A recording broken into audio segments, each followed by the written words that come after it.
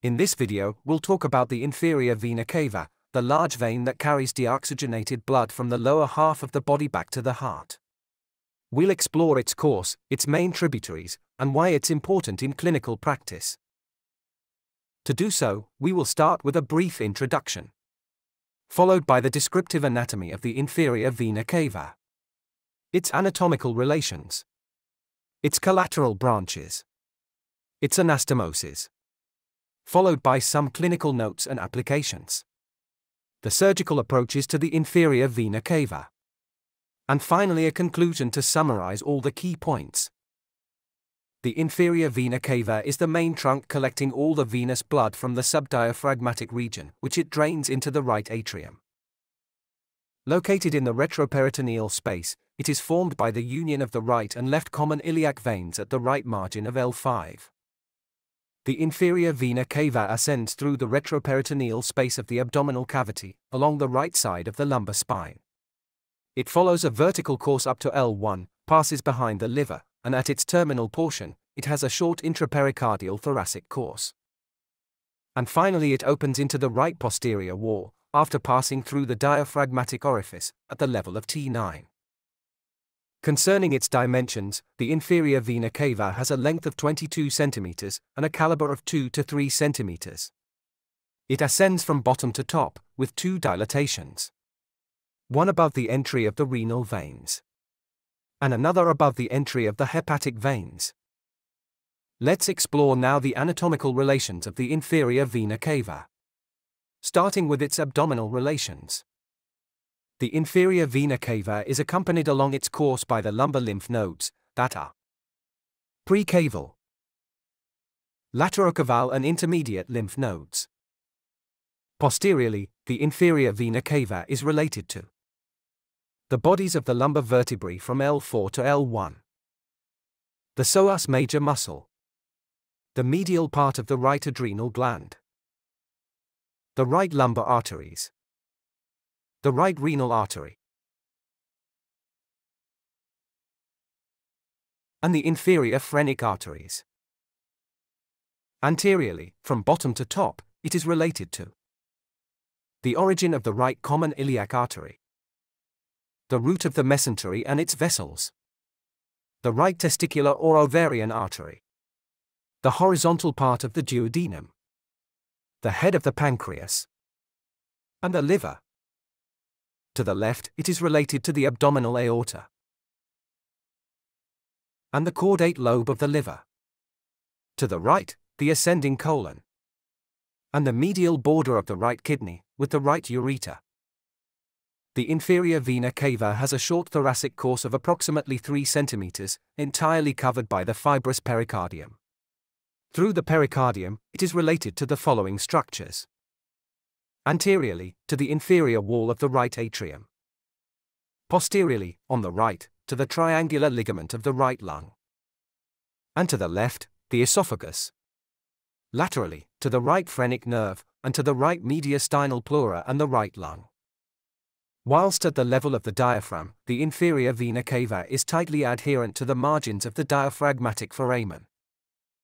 Let's discuss now the collateral branches of the inferior vena cava. The inferior vena cava receives the following veins. Lumbar veins arise opposite the intervertebral foramen, then run transversely above the lumbar arteries.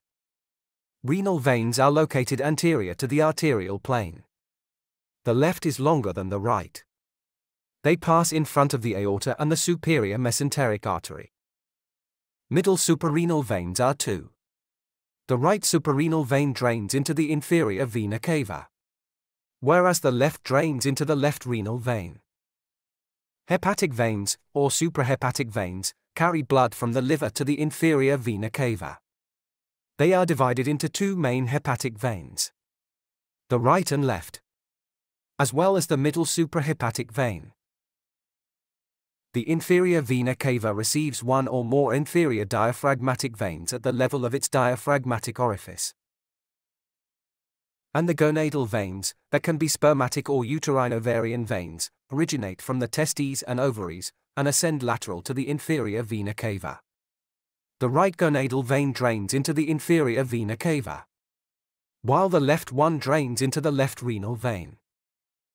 Let's move now to the anastomosis of the inferior vena cava. First, the portocaval anastomosis. These are responsible for forming cardioesophageal varices in cases of portal hypertension. Portocaval anastomosis can be schematized into 5 systems. The anastomosis in the cardia region.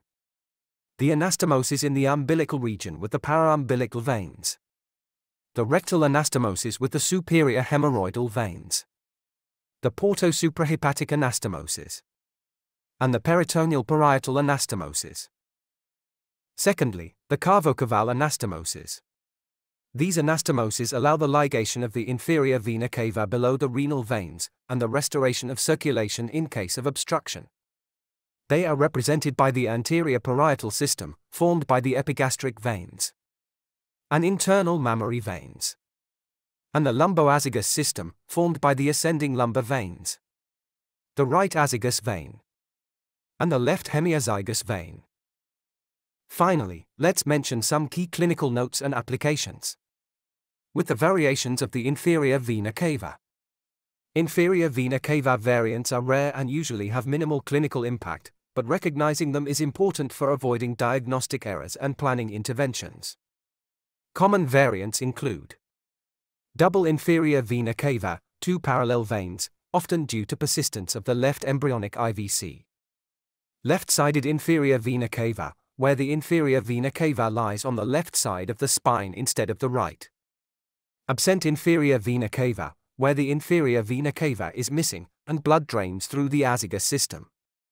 And transposed inferior vena cava, the inferior vena cava is abnormally positioned due to a congenital anomaly. The inferior vena cava can be surgically approached by 2 ways.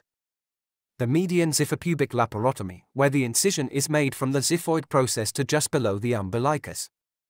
And the bisubcostal laparotomy, where the incision is made 2 finger widths below the costal margin.